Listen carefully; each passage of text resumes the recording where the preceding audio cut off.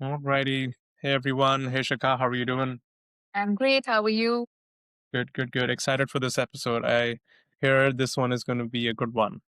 I agree. Yeah, All right, cool. So really quickly, just wanted to introduce ourselves. I'm Chand, I'm Shikha. and we are reading somatic astrology. And essentially, I think this is also like the somatic part. This is in Shikha's the astrology part, but I think they're so deeply connected. And the idea that we've been trying to work on is that you know, as above, so below. Like the stars, the cosmos, the planets, they hold kind of like the blueprint of who are we and why are we here, and what are we supposed to be doing here. And so does the body. The body also has the same kind of information or wisdom from past generations or even past lives. And so I have personally I use somatic therapy or somatic work to learn more about myself and what is my purpose. And uh, Shikha is now a practicing astrologer and has been using evolutionary astrology for same stuff. And our idea is that they are so closely related that we want to work together to help people, like just help each other uh, go through life. You know what I mean? So yeah, so Shikha also again practicing evolutionary astrologer. Feel free to reach out to her, and the information will be in the description. She is taking clients, and me too on a case-to-case basis. I'm also trying to help people going through specifically complex chronic illnesses like the one that I had with somatic work, and hopefully in the future, and not hopefully, we will be doing it in the future. We'll be working together, and we're actually doing that also a little bit right now. Not too much, but we're getting there. Yeah. Okay, cool. Anything, Shaka? Anything you want to add to that introduction? No, so you've already got it covered. Both somatics and astrology are different paths to the same goal, which is individuation. Integrating our unconscious parts with our conscious parts so that we become whole. And one is psychological work, the other is physiological work, but they're very closely related. Yeah. Yeah, I think that's a good way of putting this. Is like this astrology part can be kind of a top bottom, how we call it, and then the somatic part can be a bottom up. And I feel like both are important. So okay, cool. So then let's just quickly introduce. This is the second episode in this series on natural archetypes, by somatic astrology, and we are going to be in the wheel. And today we're talking about Taurus and Scorpio. Again, we're working in polarities. And maybe I can show the zodiac wheel to kind of tell people. Shikha, do you want to take us around the wheel real quick? I think we started here, right? We started Yes, with we did Aries. Aries and Libra in the last episode. Also, it's a nice synchronicity that we're in the month of the Libra full moon and Aries new moon. And Yeah, we're doing Taurus and Scorpio. We'll have the Scorpio full moon and Taurus new moon in May. in May. So Yeah. yeah, we're sort of synchronized with this plan on With this polarities. plan, yeah. I mean, again, this is where we started, and we started Aries in relation to Libra, the polarities. And interesting to say that, remember, these are both cardinal signs starting from the first house, seventh house. They're starting a new quarter of the zodiac wheel. And so they're both cardinal signs, and we're moving from cardinal to uh, Fixed. fixed, Yeah. right? They're both Aries, Libra, both cardinal. They're both initiating. They're both young, outward energy. Today we're doing Taurus and Scorpio, both yin, very yin, fixed earth and fixed water, Fixed earth is and going to be fixed Taurus, signs. Yeah, and fixed water is going to be Scorpio, right? yeah. Fixed Okay. signs is sustained energy, so they don't change easily. And we're going to see that. Like, in spite of being each other's polarities, they are so similar in so many ways. Mm-hmm. Okay, I'm excited. I'm excited. So then I guess like let's start with Taurus. Anything else that you want to say about the wheel before we move on, by the way? um, no, I think that's we've got the modalities, we've got the elements, and we've got the inward outward energy covered. Yeah. The one thing I guess, I learned recently from Ari Moshe's book, which, I should probably link in the description, his website, was that how he was talking about how each of the quadrants are kind of if a phase of like knowing the self and like applying the self, knowing others and applying outside, applying what you've learned about others, stuff like that. And so he mentioned how like each quadrant will start with a cardinal thing and then will be fixed and then it will be mutable as you move to a new phase, move into a new quadrant. And what he mentioned was that in evolutionary astrology, or in general, I guess in astrology, the middle house of each quadrant of each this phase, it kind of signifies the essence of this particular journey. And said that so if you had to learn about the essence of this journey, it would be Taurus would be like the second house. This archetype would help you like kind of understand the essence. And same thing with with this quadrant, it would be Leo. The archetype would kind of like consolidate like what it is about this journey of what is the journey that this quadrant signifies, and so on and so forth. So I find it interesting that we're in this part where it will say there's a lot of stuff which is starting here and will change to move here, but this will sort of signify that. I don't know if you had any thoughts about. Yeah, now that you mention it, there is something special about the fixed signs, Taurus, Scorpio, Leo, Aquarius. Even in the tarot, in the major arcana, which represents the map of our consciousness from starting a cycle, starting a journey to ending a journey. We start with the Fool and we end with the World card. The World card has these four signs in it: Aquarius, Scorpio, Leo, Taurus. You've got a lion, you've got the bull, you've got the scorpion, you've got the person pouring out water, the four signs, and literally signs. The fixed signs, there's something special about the fixed signs that signifies like, okay, you're completing a cycle. Completing a cycle, yeah. All right, very cool. Well, thank you for sharing that. I guess let's move to Taurus. So I'll let you take it over there. Take it over from here. Yeah. Before we get into it, I want to say that this episode is very special, especially for millennials. Anyone who's born between 1984 to 1995, this is a really important episode. Please listen to this with a lot of attention because we are all the Pluto and Scorpio generation. Pluto was in Scorpio when we were born. And in evolutionary astrology, Pluto represents our soul. And the natal Pluto position shows us where we are coming from in our past lives. And the Pluto polarity point is where the soul is headed to. So all of us collectively are headed towards Taurus. Yep. So let's embrace Taurus. And this episode is like very personal for me because I have Pluto and Scorpio in the second house. And my polarity point is Pluto and Taurus in the eighth house. I'm just basically moving the same axis. Same axis, yeah. Yeah, from Taurus, Scorpio to Scorpio, Taurus, or whatever. Very cool. Very cool. Yeah. So I guess, when we're talking about Taurus again, this kind of like Venusian, like second house themes. You mentioned here the natural expression. Before that, what would kind of be like the essence that you would describe of this, like of this So archetype? we discussed Venus in as a ruler of Libra in the previous episode, and the theme was relationships, right? Libra is very relational. So Venus is also the ruler of Taurus. Venus rules both signs. Taurus is actually Venus's first home. And here as well, like Venus is very relational, Taurus is very relational, but it is a self-focused still. Like Libra, it's very other focused in same quadrant. It is in the other half. This is relating to others while being really grounded in your own values. So this is self-love and then love for others. When Libra is just pure love for others, this starts with self-love. So the essence of Taurus is relating to oneself and the world based on our values. And these values are of stability, tangible security, very resource oriented, wanting like material comfort, beauty, like Taurus is highly artistic.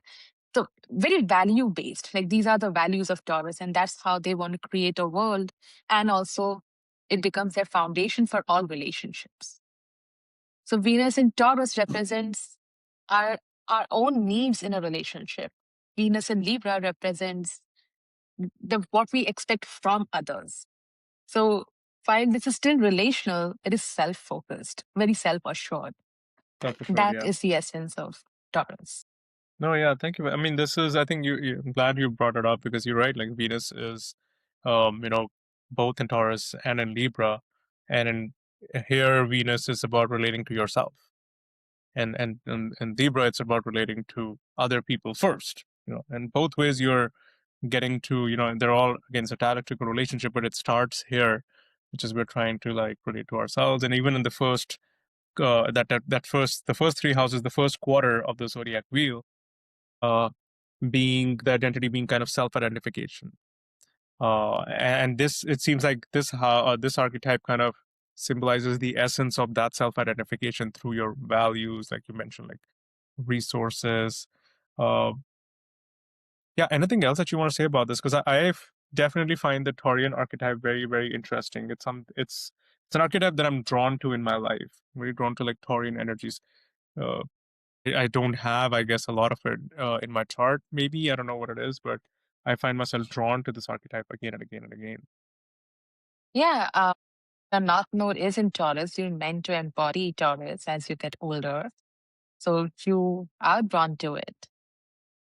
Taurus takes over from Aries, like Aries is self discovery without any forethought, without any experience. But Mm, Taurus, the soul at this stage has gained some experience. So it is moving from I am to what I value. It has like gained experience, mm, probably, accumulated some karma. And through that, it realizes these are my values, these are things I value.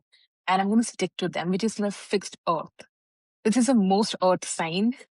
And earth signs in general, they represent stability, being very reliable, very dependable, very structured, very steadfast, very grounded. And of all earth signs, for Taurus is like the most earth because it's fixed. So these are its values. That's what the bull signifies. It like digs its heels in. Taurus people are known for being very stubborn or very slow, basically because you can't push them around. They will do hmm things on their own time. So that is the essence of Taurus. And Scorpio, like you have strong Scorpio signatures, South Node in Scorpio. So Scorpio and Taurus are naturally like they're drawn to each other. They're drawn to each other. Interesting. I Yeah. mean, you know, when I think about this archetype, like you mentioned, like this fixed earth sign, uh, the thing which has always come to me has been like slow.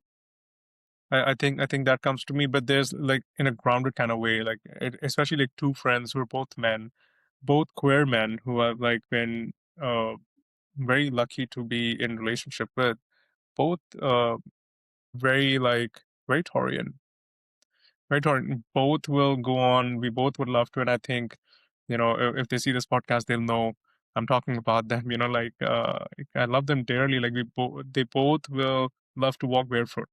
They would love to walk barefoot in nature.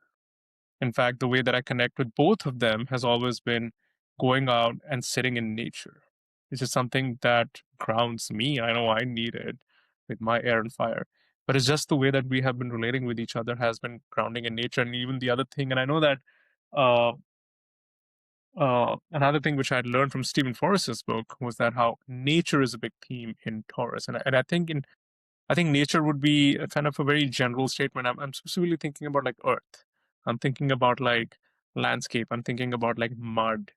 I'm thinking about like sitting in a park or walking, like, you know, like those kind of slow grounding activities which really connect you to nature. And I know that, anyways, that's kind of what comes to me when I think about. That is very interesting because, I mean, for me, Pluto in second house makes me a Taurus soul. And one of my best friends, she and I have like nearly the same chart. I'm talking about my friend Devika, and she's also Pluto in second house, which is like we're both Taurus and Scorpio, and we're very drawn to nature, but very specifically, we're drawn to water.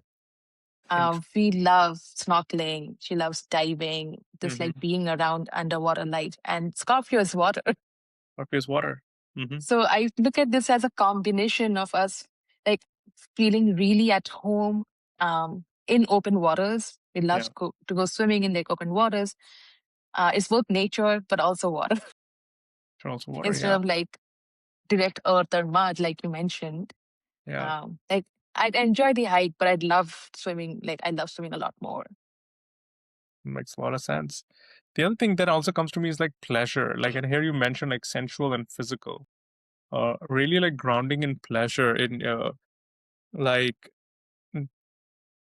and I think like and our emotion writes about this, and I love this. It was a very strong link between pleasure and survival, because this archetype is also, at least Taurian, the Taurian archetype is also like talking about survival. Like, hey, what do I need to like I'm here now. I'm born. You know, I'm from Aries. I'm becoming okay. What can I do to like stay grounded? How can I survive? And I need and pleasure becomes such an important part of that. More than just survive, like Taurus likes to thrive.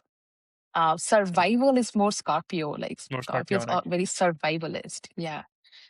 Taurus is like comfort. It's not just surviving, but like surviving well, thriving. Like Taurus Mm, is very comfort oriented. That's why textures, sensations, temperature, light, colors, these things are very important to a Taurian person because they need, because they relate with the body. It is physical, right?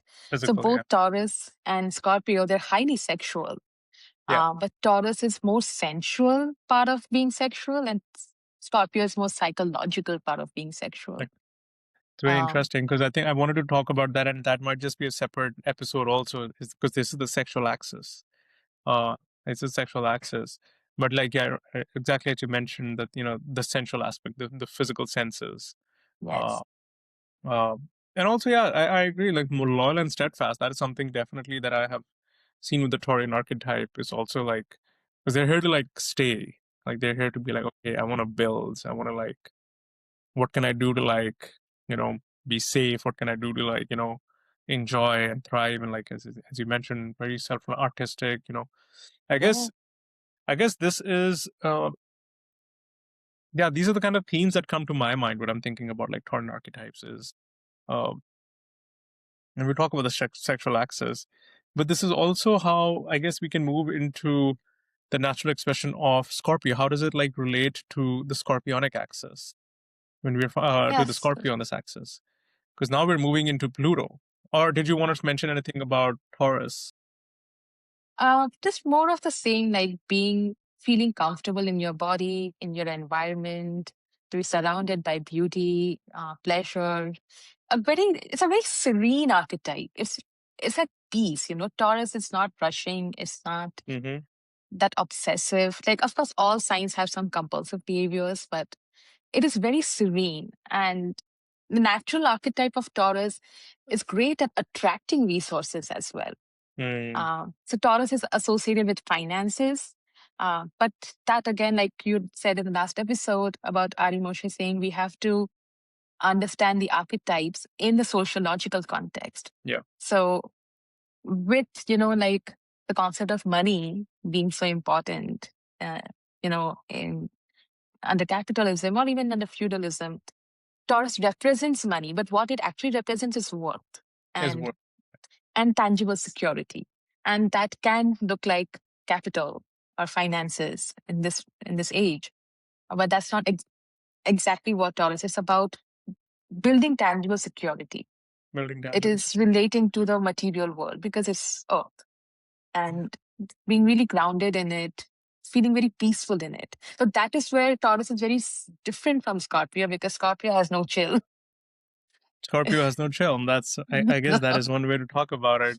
Is that a Yeah. is that is that a is that a segue to Scorpio, which Yeah. is yeah. I mean, I think that's a good segue to Scorpio because, like you said, Scorpio has no chill. And it's the agent of the soul. That's just that. Those are like Yeah. powerful words. Can you like I guess tell us a I little bit more about that?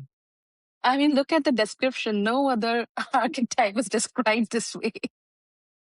Like Agent of the Taurus was so slow and relaxed, and now you're like, oh my god, shadow work. Shadow work, yeah, like Yeah, transformative and regenerative.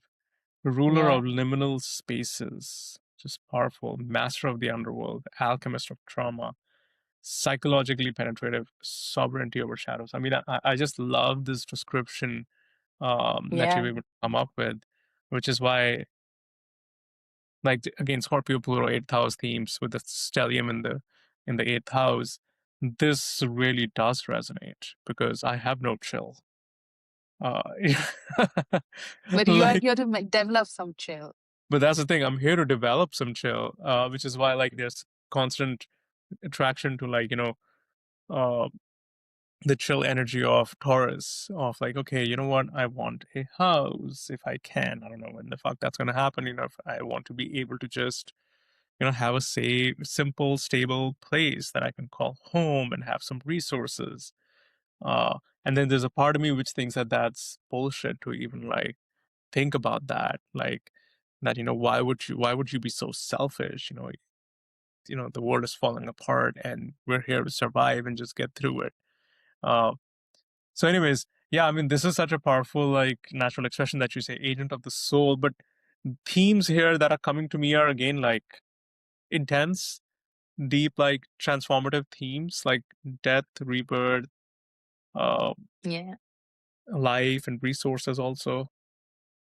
Yeah, it is the most powerful archetype, like hands down across the zodiac.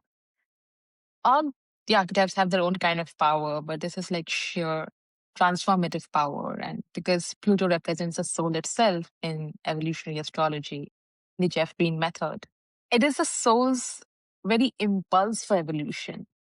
And evolution is transformation, like it happens through change, through transits, through activation of natal placements. And change is not comfortable, growth is not comfortable. More often than not, it's painful.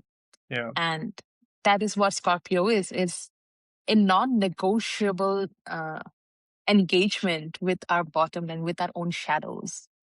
Like that's why Scorpio gets such a bad rep because it's so intense. They're Yeah. intense because they are always looking under the surface. They're going really deep to inside the human experience. They're not here for superficial stuff. It cannot do Scorpio just cannot do superficial. Like Yeah. that is probably Leo, that is probably Gemini, but not Scorpio. And Scorpio is like that the transformation happens through cycles of ego, death, and rebirth. When we say death and rebirth, we mean ego, death, and rebirth. Mhm. And that Yep. is why it rules a liminal space, because between death and rebirth, there is space. That is the liminal space between like knowing and becoming, between crisis and catharsis. Scorpio is always going through crisis and catharsis, and Yeah. that how like it viscerally purges its shadows or Mhm. integrates them, whether it's anxiety, fear, depression, anger, an impulse to commit violence or whatever. Like the deepest, darkest thing that all of us are capable of. Like the only difference between us and someone who's like super violent or is that we did not live that life. Yeah. But everyone is capable of doing that. And Taurus realizes that, which is why it engages with its own trauma, engages with its own shadows to understand the human experience and to claim sovereignty over the shadows through that engagement. You cannot claim sovereignty if you don't engage with your shadows. hmm no, thanks for that. I'm also trying to like see that we go back to this axis, how like the Taurian archetype of, like you said, like chill to no chill, right? Like it's I think that's like the easiest way that I can think about it is like, hey, coming from somebody's like from an archetype which is like, hey, let me just like relax, let me like sit in the sun on earth, listen to some good music, be comfortable to fuck everything, and like I want to like dive into the shadows and I want to like merge souls with you, like moving from like within to, yeah, I guess I'm trying to like find like how would it be like how the Taurian archetype will have to lean into uh the scorpionic energy and vice versa. How would you explain that for people? So Scorpio loves its calm, it loves its stability. It's a very loyal, steadfast archetype.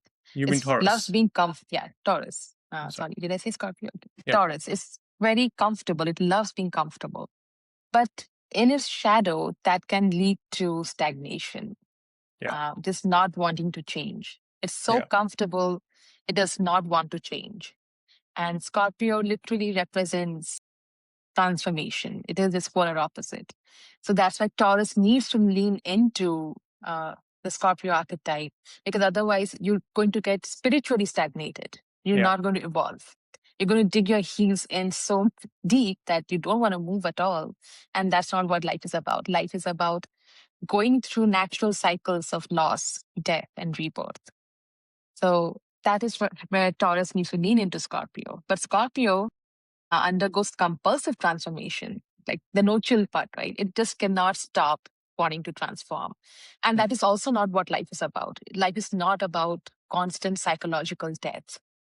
It's about living life itself. And that's where Taurus represents life itself, Mm, because there is death and rebirth, but between that, there's also life. yeah. You can live your life You can't after the, just, yeah, yeah, just can't keep on being in those extremes. I see what you're yeah, saying. You can't yeah. always be reborn and or dying. There has to be life in between, and I guess that's what Taurus signifies.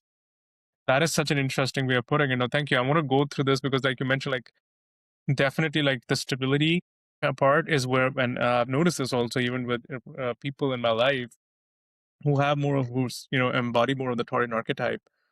Absolutely, can stagnation is one of the things. To a point where I remember someone saying that they couldn't even imagine getting out of a relationship they were in because it had been so long that they were in that relationship, even if it Yeah. might not have been serving them. Uh, That is something both Taurus and Scorpio have in common. They are very loyal, but loyal to a fault. Like they oh, don't know when to let go.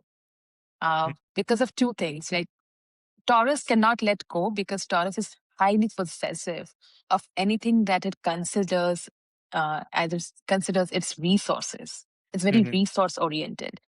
Those resources can be like material possessions, it can be places, they can be people. mm, And then Taurus has a need to like really hold on to what it considers its mine.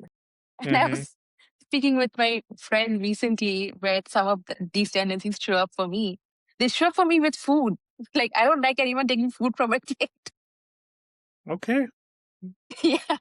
I mean, I won't say anything, but I feel like, you feel like why the you doing that? feel that instinct. That is so interesting Yeah. because this was again, like moving on into the shadow expression, like you're mentioning, like how you're going from how that same thing, if it gets unbalanced, is moving into possessiveness and materialism and even overindulgence because like sensuality, pleasure, the physical taste, all that, like feeling really comfortable. The shadow expression can be moving into like overindulging in pleasure over which I guess even sexually I've and Ari Moshe was writing about this how uh like Taurus can signify like masturbation as like self Yeah. pleasure, right? Like if you have to like make that analogy, it can be like masturbation versus like having sex with another person. I mean, this is a very like generalization, but the idea is like, but how that overindulgence in masturbation can then become like literally a problem because that's how you're deriving pleasure, and now you're hooked on into this so much that you're not merging with someone else, Yeah. deriving pleasure from there, which I guess Scorpio, at least from what I understand, Scorpio feel the need to merge souls is how, like, I believe, like Stephen Forrest had mentioned it. It's moving beyond like just a sexual, just sex per se, but merging souls, and that would like merging resources, eighth house themes, right? Uh, and so it's very interesting that when you mentioned about this chat, that how Taurus will need to lean into the Scorpionic tendency of moving away from stagnation and actually, like you mentioned, like spiritual stagnation can happen. Stagnation can happen even in resources, just life in general. Just, like you're comfortable, I'm set, I'm not going to move. Why would I move? I don't need to move. But change is constant and is necessary. And so leaning into the Scorpio archetype will be on that axis is going to be important. Uh, and then the Yeah. So Scorpio they're shadow, both very sexual, but also like saying like loyal to a fault. And they will stay in relationships that don't serve them. Because Taurus is highly possessive, and Scorpio cannot let go of the past. Because Interesting. they're so attached to like their experiences and what the past means, and like, but that's the problem. It creates like this internal state of rotting. This is that when loyalty becomes negative, it's not a relationships when they're not serving you, but like holding on to them because you think you possess them as people trying to possess them. That's Taurus, or not letting go because you have like this compulsive need to just engage with trauma. You Yeah. want to like hurt yourself, like very Hurt masochist. yourself. Yeah. Yeah, Yeah. No, a kind of almost like a masochist kind of. yeah. I mean, wow, I actually kind of like read that somewhere, but anyway, because I want to talk about that also, which is like how like the Scorpionic shadow expression is something you don't want to mess around with. Now I've had uh, two very serious exes who were both Scorpios, and another ex who was a Scorpio, and it was definitely. And I don't want to get too much into that, but the idea was that I have had deep engagement with Scorpionic energy, and I never knew why until I learned about my chart. I was like, oh, okay, this makes a lot of sense. Like, I will obviously be attracted to that intensity, that need to like merge souls in that kind of way, and other stuff like resources and all.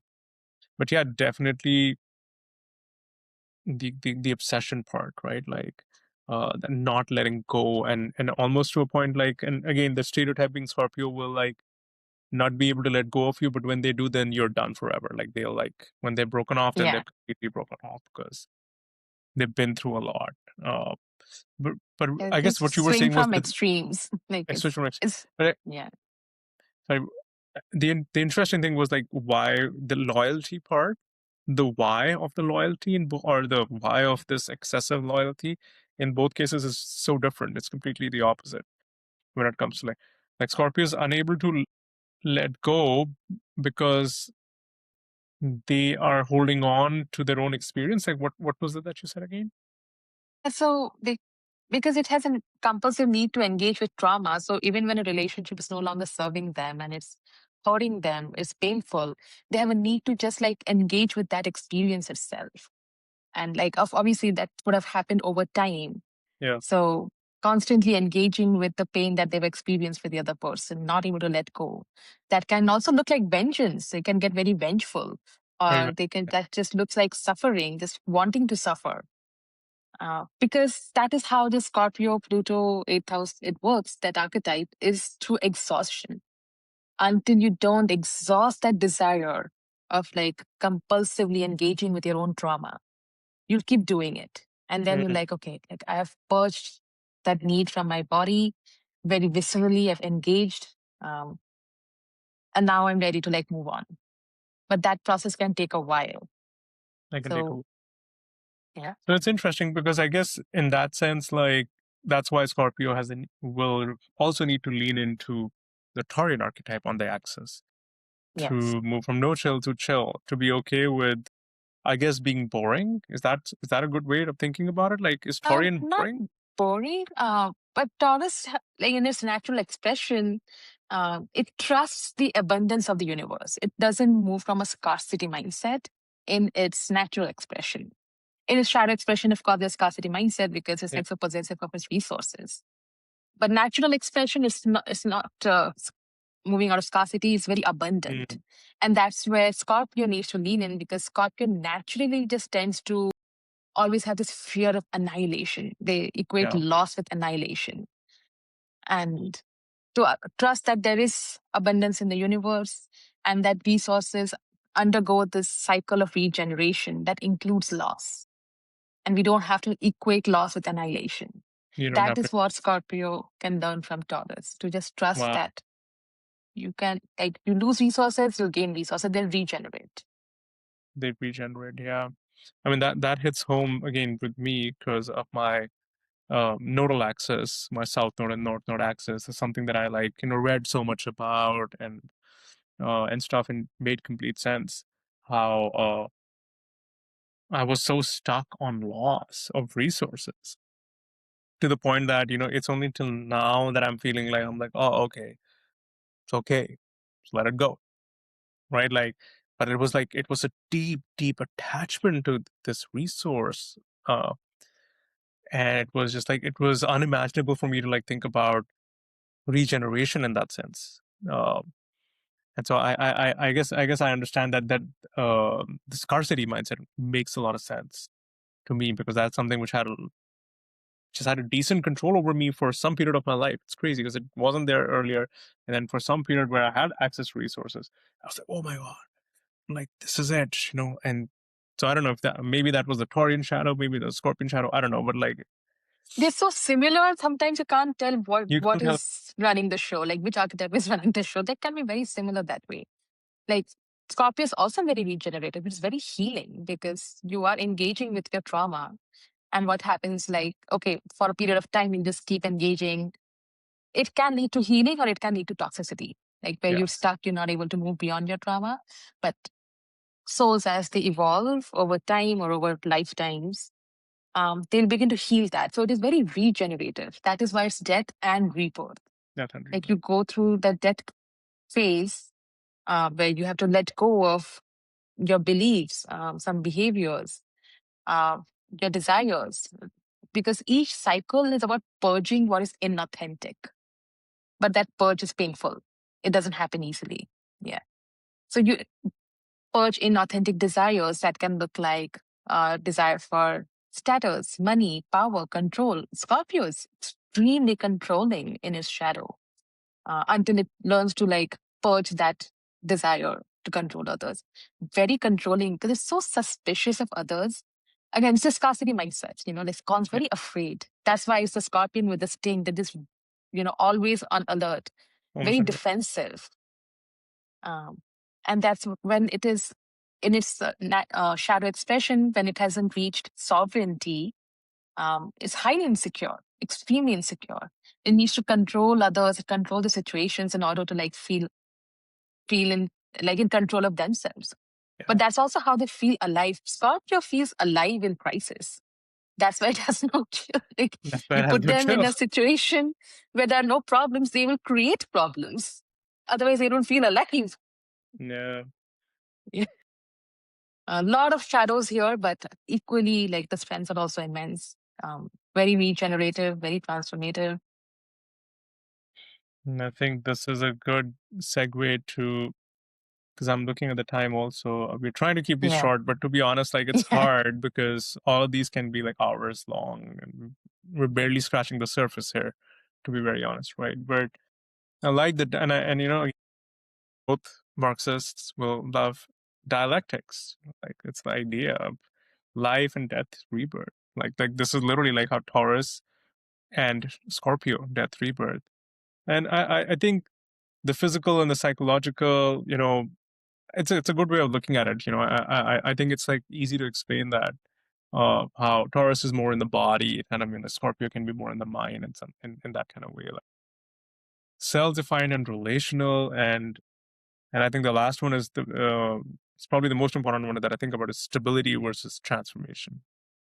Is that at some point, for example, even for me, I have to like lead into okay, just some stability. That's it, right? Not too much change, nothing crazy. Can we just enjoy this kind of stable part? Uh, yeah, I mean, I think personally, I feel this is an important access for us, obviously, for the generation that we're in. Uh, and we can talk more about that. But again, learning these or like talking about these in pairs has helped me understand, like, like relationally, like the movement along the axis. Uh, so yeah, I enjoyed this. Is there anything else that you feel like you want to share with us about this axis? Well, like you said, when it comes to Scorpio, we could just talk for hours on end. There's so much to talk about.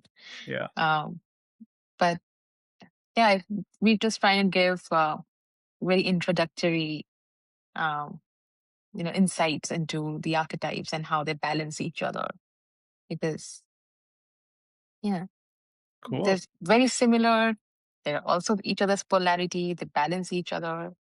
Um, and yeah, what can I say? Those who have eighth house steadians or Scorpio placements from Scorpio placements.